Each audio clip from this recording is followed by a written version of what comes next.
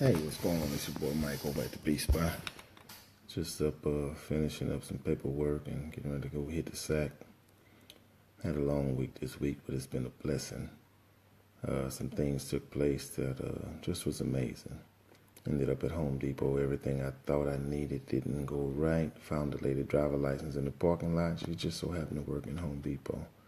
It was a blessing to her. God put me in a couple places this week that I was able to impact some lives and yet keep my joy in the midst of it. But I had a question. I was talking to a young guy today, 26, 27 years old, and his question to me was, Mike, I got another friend of mine I need to introduce you to. He's building high-rises and skyscrapers and duplexes and all this type of stuff all over the city, and he builds about 40 of them a year. So I thought y'all would be two good guys to put together. Maybe y'all can collaborate and do some business. I said, okay, cool. I said, so what's stopping you from joining the circle? He said, man, I just really don't know where to start.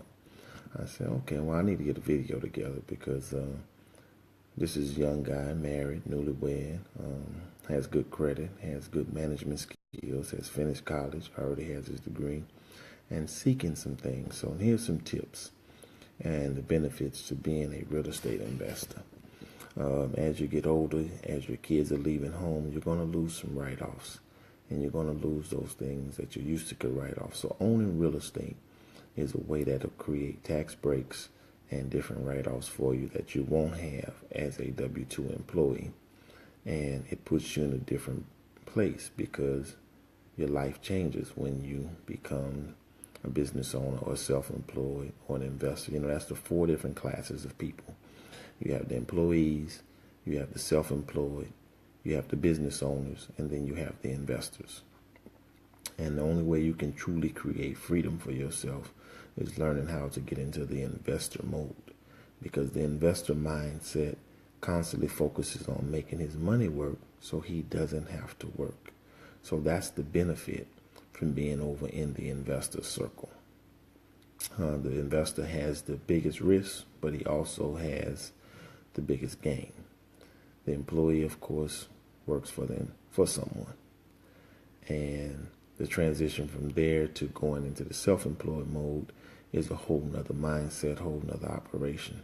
And then when you switch over to the business owner, that's a whole nother phase. So just take it, for instance, with a shopping center. You have the guy that owns the shopping center that never comes, never around, but he makes money whether it's, doing good or doing bad. As long as there's a business in there, he's making money.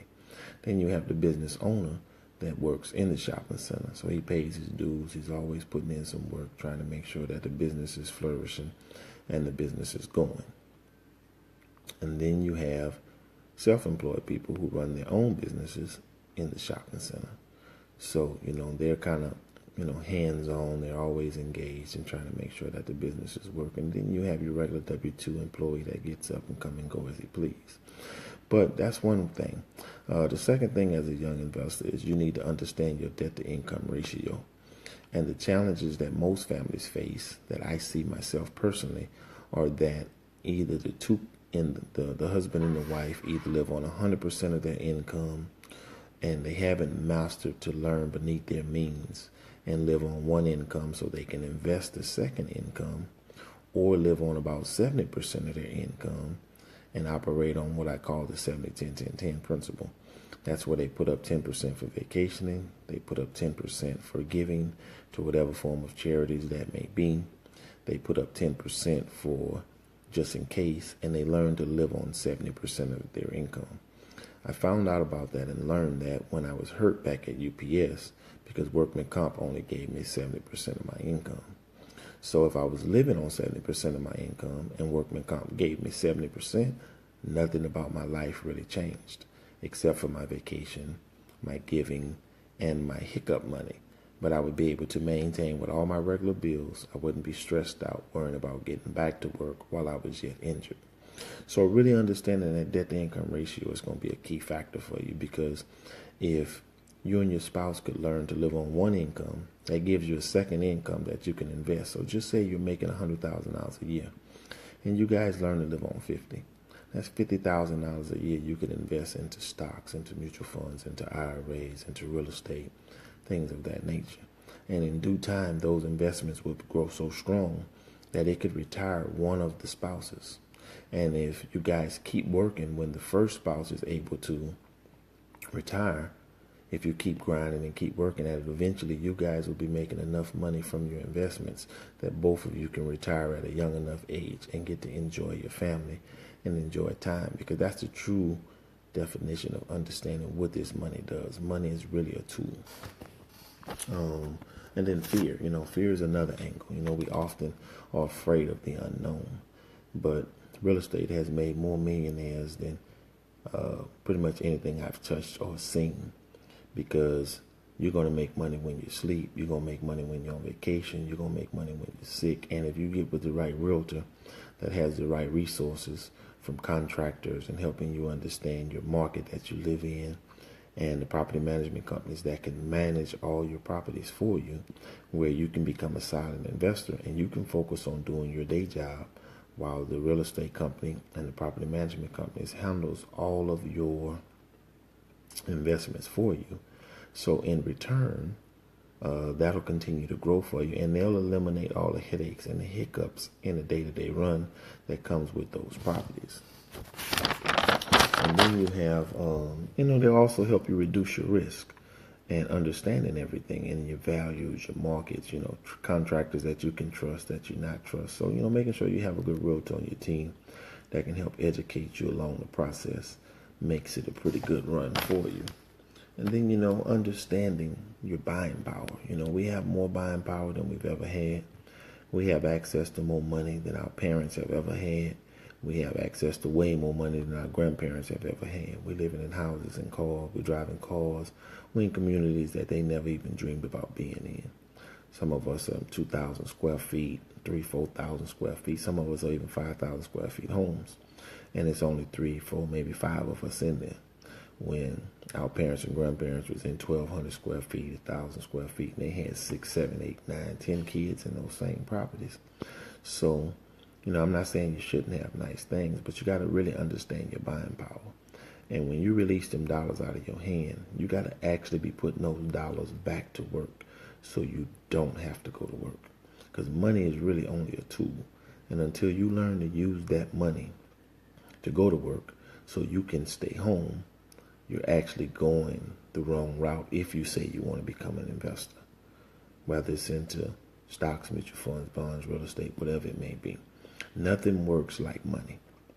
And when you can learn not to touch the principal that you have invested and working for you and just live off the interest, you can live the rest of your life off of your investments that are properly invested. And then you have, the whole teaching. Another point is, we have to take some time and really teach our legacy on how to handle the investment that we've put in place. Because what I see in the community all the time is I watch parents and grandparents, labor and stall and leave home in this dark. They get home in this dark, and they really neglect the quality time that the children in the community really need. Growing up, my mother was a single parent, so she was gone a lot. She was working a lot, and it really caused us to suffer because there's some things we miss from our father not being there, and then our mother coming and going. Just trying to manage our own life. But when the parents really learn how to build passive income and properly educate their kids, it shifts each generation if we teach them how to properly manage it. But we have to have the right trusses, the right wills. We have to have everything in order, because what I'm seeing in the community is you can take Grandma Sue, grew up, watching them grow up in Cynic Wood. She took some time and she built this powerful empire that she was leaving behind for Ray Ray and JoJo and Teddy and them. But a few of them was not as mature as the other ones.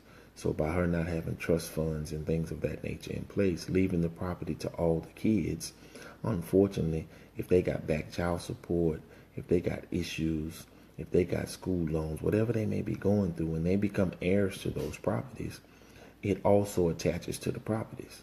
So that puts the children that are mature into a bind that they can't invest and make the property continue to grow and turn profit, because the children that are less productive that you leave behind, their ups and downs also tie up and hang up those properties, which kind of slow it down. So, we just got to take some time and make sure that we're covering those things, Make sure you understand the tax breaks to it. Make sure you understand the debt-to-income ratio that helps you get to the next level.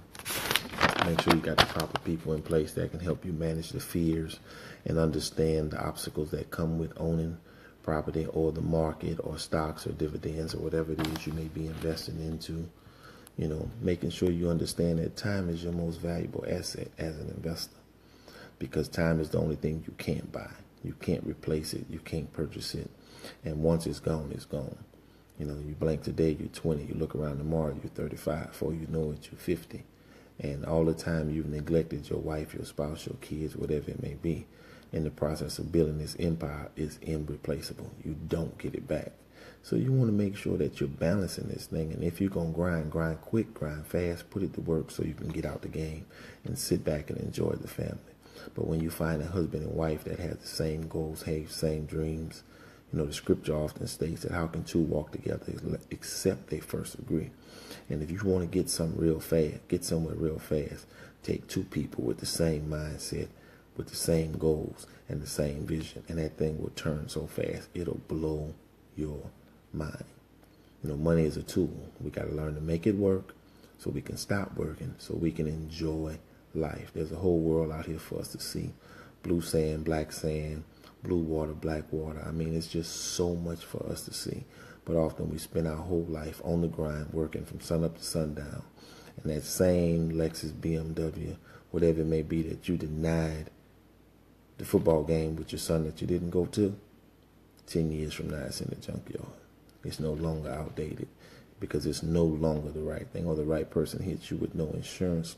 So let's get this money working so we can stop working, but let's learn to live beneath our means, because the quicker the money works, the quicker it compounds, the quicker we can retire and enjoy life and the value of time, because it's one of the most precious things you possess and you can't get it back.